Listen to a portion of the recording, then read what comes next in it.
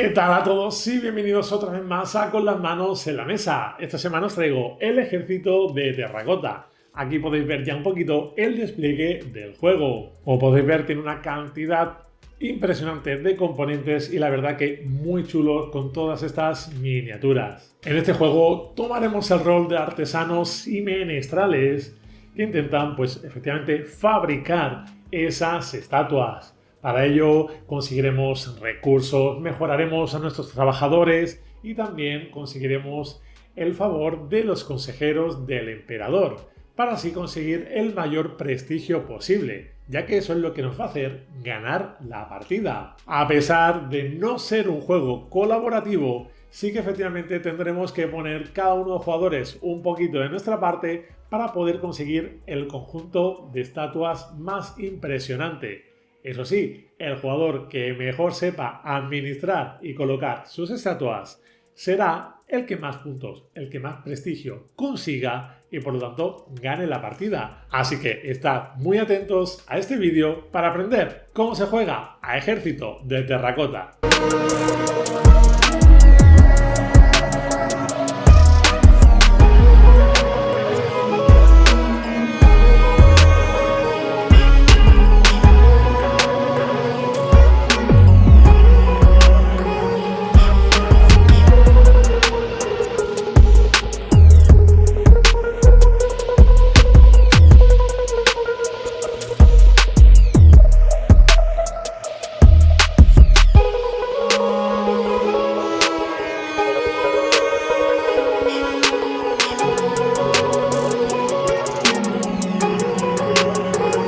Para la disposición inicial del juego colocaremos el tablero al alcance de todos los jugadores, haremos una reserva común de monedas y de fichas de arcilla. Como veis, las arcillas tienen la parte mojada y la parte seca. Cogeremos 4 fichas de arcilla por su parte seca y las colocaremos en los 4 almacenes que tenemos en el tablero. Los anillos del rondel los colocaremos de forma aleatoria al inicio de la partida. Cogeremos 5 losetas de puntuación al azar y las colocaremos en los 5 espacios de puntuación. Estas fichas tienen que estar colocadas con la flechita que tienen aquí a la izquierda mirando hacia arriba. Y colocaremos este marcador de ronda aquí en la primera ronda. Colocaremos las fichas de inspectores en las casillas iniciales de estos tracks. Cogeremos las fichas de orden de turno de 1, 2 y 3 y las colocaremos una encima de la otra con el 1 arriba y las colocaremos aquí. Colocaremos en los espacios correspondientes las estatuas de músicos, arqueros arrodillados, lacayos y los caballos. Colocaremos también a un lado del tablero la caja de organizador de soldados. Como podemos ver, en cada una de las líneas viene un tipo de soldado que vendrá indicado en la parte baja de la caja. Además, esto nos viene indicado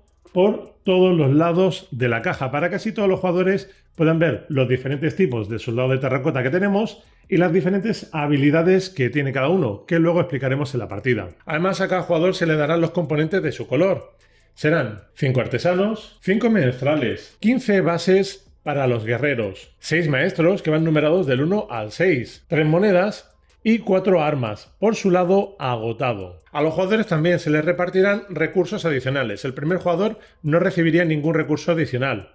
El segundo jugador recibiría una arcilla húmeda. En caso de un tercer jugador, 2 arcillas húmedas y una moneda. Y en caso de un cuarto jugador, 3 fichas de arcilla húmeda y 2 monedas. También cada jugador tendrá una ficha en caso de que supere los 100 puntos. Y 2 marcadores de su color. Uno lo colocaremos en la casilla 0 del track de puntuación y otro lo colocaremos en el track de orden de turno. Recordad que al principio de la partida se elegirá el jugador inicial al azar. Además, tened en cuenta que las fichas de orden de turno del jugador, en función del número de jugadores que seamos, no se van a utilizar todas. Si somos 4 jugadores, utilizaremos los 3. Si somos 3 jugadores, utilizaremos solo 2. Y si somos 2 jugadores, utilizaremos tan solo una ficha de orden de turno. Lo mismo pasaría con los artesanos y los menestrales. A partidas a 2 jugadores utilizamos los 5. A partidas a 3 jugadores utilizaríamos 4 y en partidas a 4 jugadores utilizaríamos tan solo 3 cada uno. Una vez que ya lo tenemos todo preparado, podemos comenzar la partida. El juego se desarrolla en 5 rondas. Cada una de estas 5 rondas tiene 3 fases. Una fase primera de acción, donde todos los jugadores, por orden de turno, irán colocando sus artesanos o menestrales en el rondel e irá consiguiendo los diferentes beneficios que nos va ofreciendo. Una segunda fase de puntuación donde puntuaremos los inspectores, las estatuas de músico que hayamos colocado y la ficha de puntuación perteneciente a la ronda en cuestión. Al finalizar las 5 rondas del juego tendremos una fase de puntuación final con las estatuas que tengamos puestas en el tablero. Vamos a ver ahora cómo se desarrollan cada una de las acciones que tenemos disponibles en el turno. Vamos a comenzar con la fase de acción.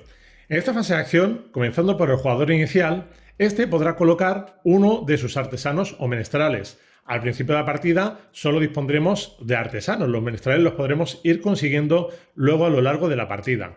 Entonces, este jugador simplemente colocaría su artesano en uno de los espacios disponibles y se llevaría las recompensas desde dentro hacia afuera del rondel. Si alguna de las acciones de los rondeles interior o intermedio no la podemos o no la queremos hacer, podemos en su lugar coger una ficha de arcilla húmeda o una moneda. En cambio, la última acción la tenemos que ejecutar o si no la ejecutamos no nos llevaríamos ningún beneficio y habríamos perdido la opción de realizar esa acción. Eso sí, antes de colocar el artesano o el menestral, también el jugador podrá elegir si quiere pagar 2 monedas para mover uno de los anillos del rondel. Solo se puede realizar una única vez independientemente de que tengamos muchas monedas para pagar y solo podremos mover uno de los anillos. Y lo moveremos en el sentido de las flechas que el propio anillo nos indica. Por ejemplo, podemos mover o un espacio el anillo interior o bien un espacio el anillo intermedio. Eso sí, tener en cuenta siempre al moverlo, pues ir sujetando porque si no se nos pueden mover varias casillas, tenerlo muy en cuenta. Una vez que el jugador ha ejecutado todas las acciones que pudiese del rondel, iría el siguiente jugador. Y así hasta que todos los jugadores hayan colocado sus artesanos o menestrales. Una vez acabada esta fase, pasaríamos a la fase de puntuaciones. Pero vamos a ver primero, ¿cuáles son las acciones que podemos realizar en el rondel? Vamos a empezar con las acciones más básicas. Como veis, tenemos acciones que nos permiten coger directamente arcilla mojada. Cogeremos el número que nos indique la propia casilla. Otras que nos permiten coger también monedas, simplemente haríamos exactamente lo mismo. Tenemos otras que generalmente nos las vamos a encontrar siempre en el anillo exterior que tienen el icono de las armas. Esto lo que nos va a permitir es darle la vuelta, o sea, activar una de las armas que nosotros tengamos, la que nos indique efectivamente en esa casilla. Le damos la vuelta y ya la tenemos activa. Luego veremos para qué nos sirve esto. Otra acción disponible sería este jarrón. Este jarroncito que vemos aquí lo que nos va a permitir es humedecer todas las arcillas secas que nosotros tengamos. Como explicaba antes, las arcillas tienen 2 estados, o seca o húmeda. Estas arcillas durante la partida se nos irán segando y con esta acción podremos conseguir humedecer todas las que dispongamos en nuestra reserva. Otra acción sería la de coger la ficha de orden de turno. Si somos el primer jugador, cogeremos la primera. Si somos el segundo, cogeremos la segunda ficha junto con una arcilla. Y si cogemos la ficha de orden de turno del tercer jugador, cogeremos esa ficha junto con 2 arcillas húmedas. También tenemos la acción que nos permite mejorar nuestros artesanos. Para ello, simplemente el artesano que hayamos usado para esta acción lo retiramos de la partida y lo cambiamos por un menestral. ¿Esto para qué nos va a servir? Esto es muy importante a la hora de la colocación de estos artesanos o menestrales en el rondel, ya que nos permite realizar acciones que a lo mejor estén ocupadas por otro jugador. Por ejemplo, cuando un jugador coloca su ficha en una de las casillas, esta ya queda bloqueada para el resto de jugadores. Ningún jugador más puede colocar en ningún espacio, a menos que otro jugador tenga un menestral que sí que lo podría colocar en esta casilla. Como veis, estas casillas tienen diferentes tamaños y eso es lo que nos va a permitir poder usar esta misma casilla si nos interesa. Por supuesto, también puede ocurrir que si nosotros tenemos un artesano en un espacio, podemos utilizar nuestro mismo menestral también para poder volver a realizar una acción que nos haya interesado y que la hayamos realizado anteriormente. Si un jugador coloca directamente su menestral en una casilla, ya esta queda bloqueada. Ningún otro jugador podrá colocar ningún artesano ni menestral a pesar de que haya otro espacio disponible. Ahora vamos a ver cuál es la acción para poder construir los guerreros de terracota, que sería esta que tenemos solo en el anillo interior. Para ello pagaremos el número de arcillas mojadas que nos indique la casilla en cuestión. Eso sí, cuando pagamos las arcillas para realizar la construcción de la estatua, una de las arcillas la voltaremos por su lado seco y la dejaremos en el almacén correspondiente al cuadrante en el que nos encontremos. Y cogemos cualquiera de estas estatuas. Además, al coger una estatua, nos llevaremos los puntos asociados a la fila en la que se encuentre. A medida que vaya avanzando la partida y vayamos construyendo más estatuas, iremos sumando menos puntos por ellas. Cogeremos además una de nuestras peanas, se la colocaremos a la estatua para indicar que esta estatua es de nuestra propiedad y la colocaremos en esta sección del tablero. Cada una de las estatuas tiene un arma asignada. Si a la hora de construir las estatuas con esta acción decidimos pagar su arma correspondiente, siempre y cuando la tengamos activa en nuestra reserva, recordad, activa, desactivada, pues siempre que la tengamos activa, la pagaremos y nos podremos beneficiar de unas habilidades especiales que tienen cada una de las diferentes estatuas que podemos construir aquí. Vamos a verlas. En este caso, si decidimos pagar la espada por el oficial, nos llevaremos automáticamente un punto en el track de puntuación y podremos mover uno de los inspectores un espacio hacia arriba o un espacio hacia abajo. Eso sí, si el inspector, por ejemplo, se encuentra en esta última casilla y decidimos avanzarlo un paso hacia arriba, lo que haremos será, como veis, siguiendo la línea, volver a empezar desde el principio. Lo mismo pasaría con el inspector de esta zona horizontal. Si construimos la estatua del guarda y pagamos su alabarda correspondiente, nos llevaremos inmediatamente 3 puntos de victoria en el track y además podremos mover una estatua de las nuestras, o sea, de las que tengan nuestra misma peana, a nuestra elección, tantos espacios en línea recta como queramos o podamos. Por ejemplo, si decido mover este guarda, lo puedo mover en línea recta, por ejemplo, hacia aquí abajo, hasta que tope con una pared. También lo podría mover hacia arriba. Lo que pasa es que cuando tope con otra estatua, ya sea nuestra o de otro jugador, pararía el movimiento, siempre de forma ortogonal. El ballestero, cuando lo colocamos, y por supuesto pagamos su ballesta correspondiente, nos va a dar tantos puntos como la distancia que haya entre él y la siguiente estatua disponible, sea nuestra o de otro jugador.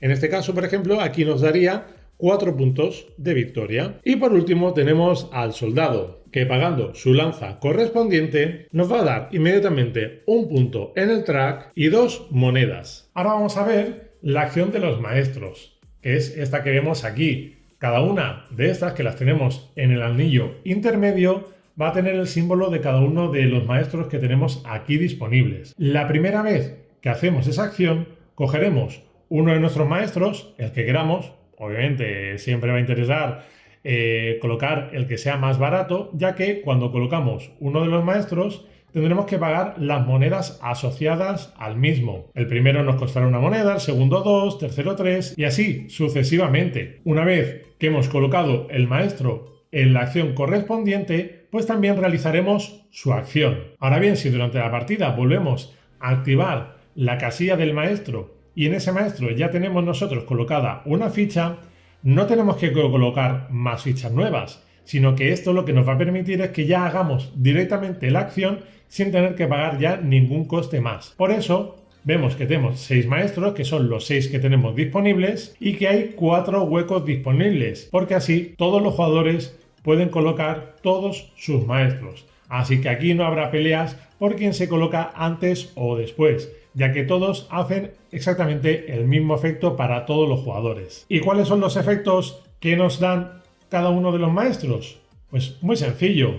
Tenemos este que, por ejemplo, lo que nos va a permitir es mover los inspectores 1 o 2 casillas, solo en una dirección que sería la dirección o ascendente o hacia la derecha. Este maestro de aquí nos va a permitir que cuando lo activemos, realizar una segunda vez la acción del anillo interior que estemos ejecutando en ese momento. Este de aquí nos va a permitir que en función de la ronda en la que nos encontremos, pagar un determinado número de monedas para poder construir cualquier estatua.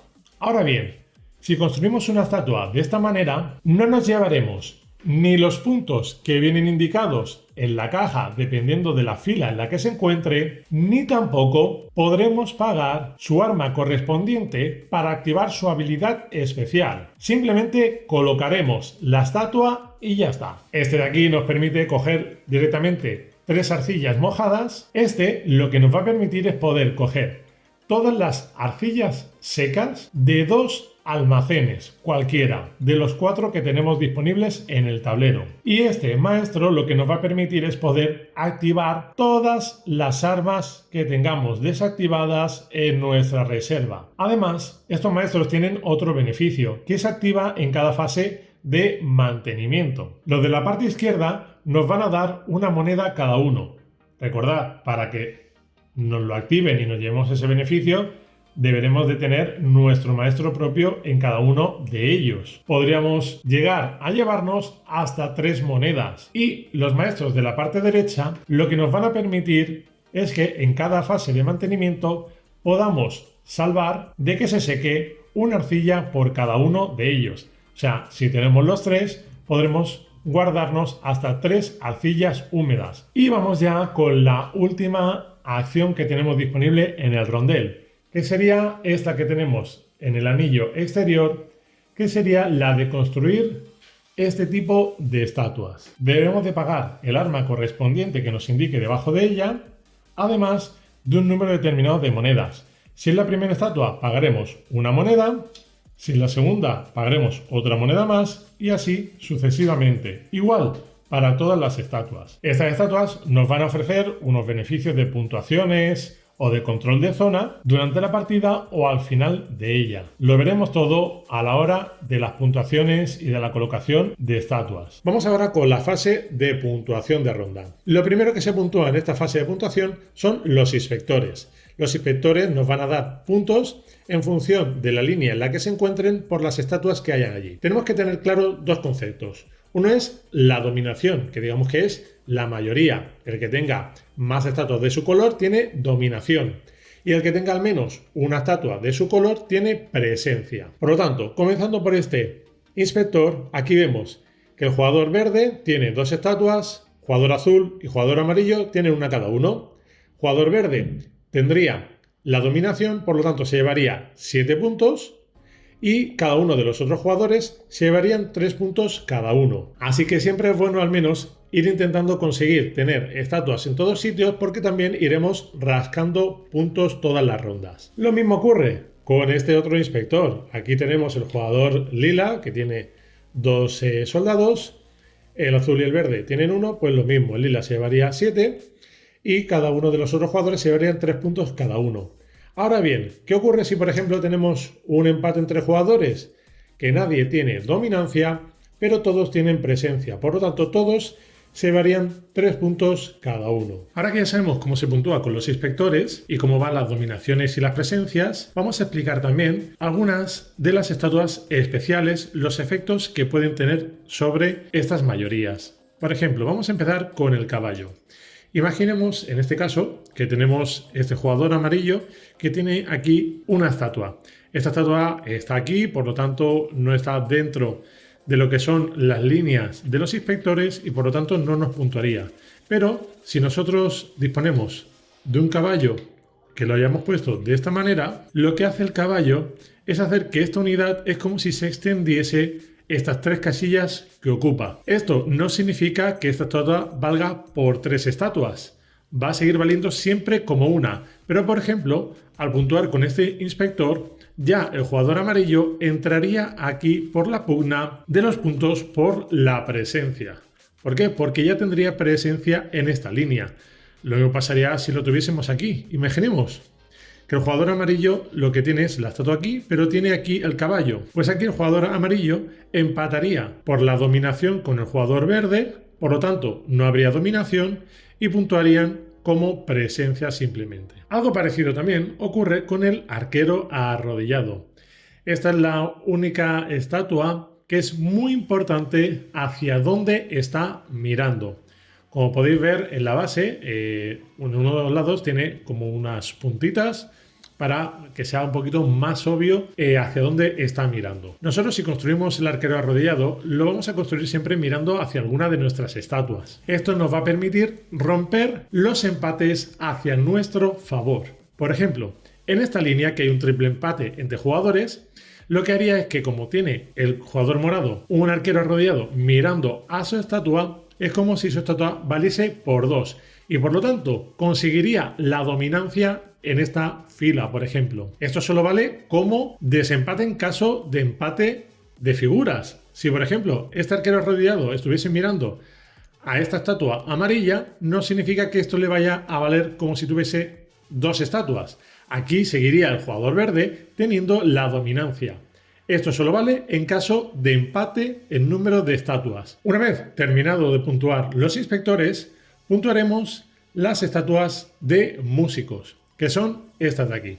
Las estatuas de músico, pues puntuarán, si están en el tablero, en cada fase de puntuación. O sea que si las ponemos desde el principio de la partida, podrían llegar hasta puntuar 5 veces en la partida. Estas, como veis, tienen una peana que es una cruz.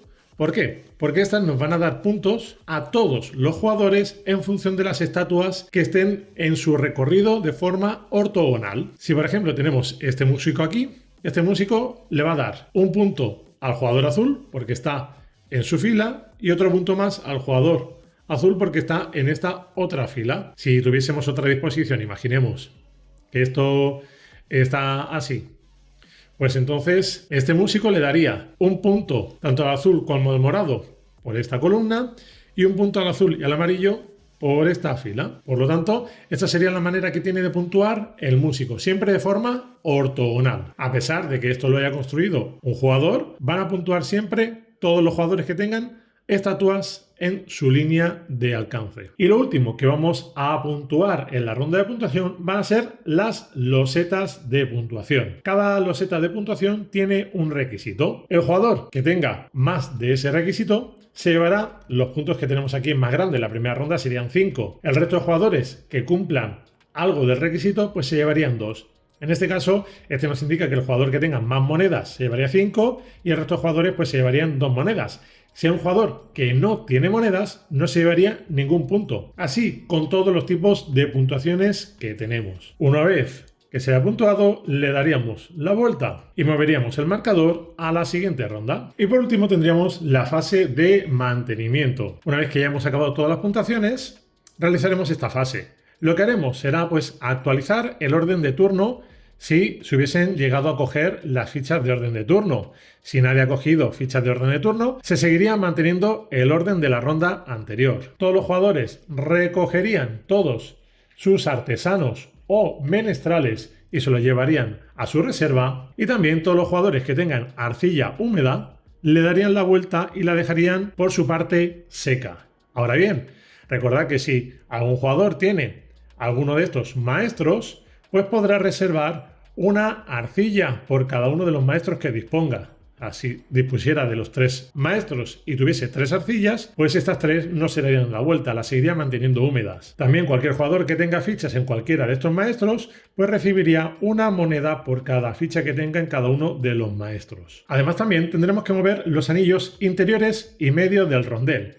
En este caso los moveremos un espacio hacia la dirección que marcan las flechas. En este caso, el anillo interior se movería un espacio hacia la izquierda y el intermedio se movería un espacio hacia la derecha. Una vez realizado esto, comenzaríamos la siguiente ronda de juego. Y si llegados a este punto ya estamos en la última ronda del juego, o sea, en la quinta ronda, pues pasaríamos a una puntuación final. Recordad, muy importante, haber realizado esta fase de mantenimiento prácticamente en su totalidad, sobre todo a la hora de cobrar cualquier beneficio de monedas. Las arcillas, da igual porque las arcillas al final de partida estén secas o mojadas, nos van a puntuar de igual manera. Pero sí que es muy importante las fichas de orden de turno, porque las fichas de orden de turno también se pueden coger en la última ronda, ya que estas nos pueden dar 1 o 2 arcillas. Así que esto siempre se va a cobrar en la fase de mantenimiento antes de realizar cualquier puntuación final. Vamos pues ahora con la puntuación de final de partida. Lo primero que vamos a puntuar al final de partida van a ser los lacayos, que son estas estatuas especiales que tienen esta base estrellada. Los lacayos nos van a dar puntos por dominación y presencia en función de las estatuas que haya alrededor suyo. Por ejemplo, tenemos este lacayo aquí en medio de todo este batiburrillo de estatuas.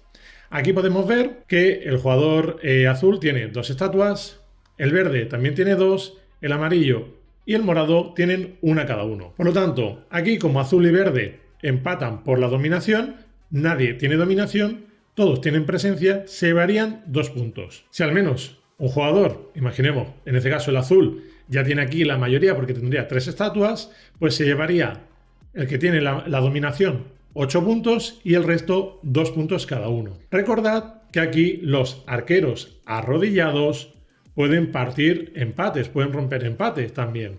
O sea, en caso de tener este empate a 2 estatuas, el arquero arrodillado romperá el empate en favor del jugador verde y este se llevaría la dominación. Recordad que siempre el arquero arrodillado va a romper esos empates en todos los casos de dominaciones y presencias. Muy importante. Una vez que hemos puntuado a estos lacayos, retiraremos todos los lacayos que tengamos en el tablero. Una vez que hayamos visto cómo se puntúan los lacayos, vamos a ver verdaderamente una de las mayores puntuaciones que tenemos en la partida y, digamos, el objetivo por el cual vamos colocando de determinadas maneras las estatuas en este mapa. Ahora lo que vamos a puntuar es por grupos de estatuas. Los grupos van a venir determinados por al menos 2 estatuas. Si hay una sola estatua, no sería válida. Por lo tanto, toda estatua que esté sola se retiraría también del mapa. Ahora bien, no vamos a puntuar porque tengamos conjuntos de estatuas con nuestras peanas, sino que se va a puntuar por tipos diferentes de estatuas. Vamos a tener las estatuas de los oficiales, de los soldados, de los ballesteros y de los guardias. Entonces, cada grupo que se vayan formando, ya os digo que como mínimo 2 estatuas serán los que nos irán ofreciendo puntos. Entonces, lo primero que tenemos que comprobar es eso, qué grupos de estatuas hay. Aquí, como podéis ver, tenemos una estatua que tiene un arquero arrodillado. Esto valdría también como grupo, porque tenemos 2 estatuas, aunque una de ellas, digamos, no nos va a proporcionar puntos en sí, pero sí nos evita que esta figura, esta estatua, se vaya fuera de la partida. O sea, esto nos daría puntitos, aunque muy poquitos en verdad. Ahora bien, tenemos aquí un grupo de ballesteros, tenemos aquí un grupo de guardias, tenemos un grupo de oficiales y aquí, como podéis ver, tenemos también un grupo de soldados. Porque, como podéis ver, tenemos a un caballo que está uniendo ese soldado con este otro. Ahora bien, estas 3 estatuas, que son de un tipo diferente, aunque son del mismo jugador, no están formando ningún grupo, porque son todas unitarias, y por lo tanto las retiraríamos. Retiraremos siempre cualquier estatua que no forme ningún grupo. Las quitamos y ya podemos dedicarnos a la puntuación de estos grupos. Lo primero que tenemos que tener en cuenta es la dominancia y la presencia. El jugador que tenga la dominancia en un grupo se llevaría 5 puntos y los jugadores que tengan presencia se llevarían 2 puntos. Para que se pueda determinar si hay dominancia o no, tiene que haber al menos 2 jugadores diferentes en ese grupo. Si tenemos, por ejemplo, este grupo que es de solo un jugador, aquí no puntuaría como dominancia, ni tampoco como presencia. Por lo tanto, por ese aspecto no se llevaría ni un solo punto. Eso es algo a tener muy en cuenta. Una vez que ya hemos sumado los puntos por las dominancias y las presencias, recordar que los arqueros arrodillados rompen los empates, puntuaríamos ya por el número de estatuas que tengamos. Cada estatua que tengamos en un grupo nos va a dar puntos en función del número de jugadores que haya en ese grupo. ¿Cómo lo vamos a ver? Fácilmente. Tenemos aquí este grupo donde tenemos a 3 jugadores diferentes. Tenemos al jugador morado, el verde y el azul. Cada estatua de cada jugador le va a reportar en este caso 3 puntos, porque hay 3 jugadores diferentes en este grupo. O bien, imaginemos que también está el jugador aquí amarillo unido a este grupo. Pues entonces cada estatua de cada jugador le proporcionaría 4 puntos. ¿Qué sucede? Contra más estatuas tengamos en un grupo donde haya más jugadores, más puntos vamos a conseguir. En este grupo, como tenemos 3 jugadores, cada estatua le va a proporcionar a cada jugador 3 puntos. Aquí, en este grupo, a cada jugador, cada estatua le va a proporcionar 2 puntos. Lo mismo que aquí. 2 puntos a cada jugador. Y aquí, en este pequeño grupo que tenemos aquí, como solo hay un jugador, esta estatua solo le va a dar un punto, porque el arquero arrodillado no nos va a sumar nada. Pero ojo, también los arqueros arrodillados nos van a dar otro beneficio, y es que le van a dar 2 puntos de victoria al jugador dueño de la estatua a la que esté mirando. Así que si tenemos más de un arquero arrodillado mirando nuestras estatuas, pues nos llevaríamos 2 puntos por cada uno. También sumaremos puntos por las arcillas, ya estén secas o mojadas, y por las monedas. Cada conjunto de 2 de estos conseguiremos un punto más al final de partida. El jugador que más puntos haya conseguido sería el ganador. En caso de que hubiese un empate, muy importante, aquí sí, el orden de turno. El que esté más arriba en el orden de turno sería el ganador de la partida. Hasta aquí el vídeo de cómo se juega este ejército de terracota. Como habéis podido ver, es un juego sencillo de reglas y con muchísima interacción entre jugadores, con el tema del rondel, que lo podemos ir moviendo. Las estatuas, cómo las vamos colocando en el tablero, harán que cada partida sea diferente y por lo tanto que tenga mucha rejugabilidad. Ya sabéis, como siempre, si os ha gustado el vídeo, no olvidéis dejar vuestro like bien grande. Si todavía no habéis suscrito al canal, suscribiros, sabéis que me ayudáis mucho. Y si queréis, por supuesto, darle a la campanita para que todas las semanas os salten las notificaciones de mis vídeos. Muchas gracias nuevamente y nos vemos pues la próxima semana. ¡Adiós!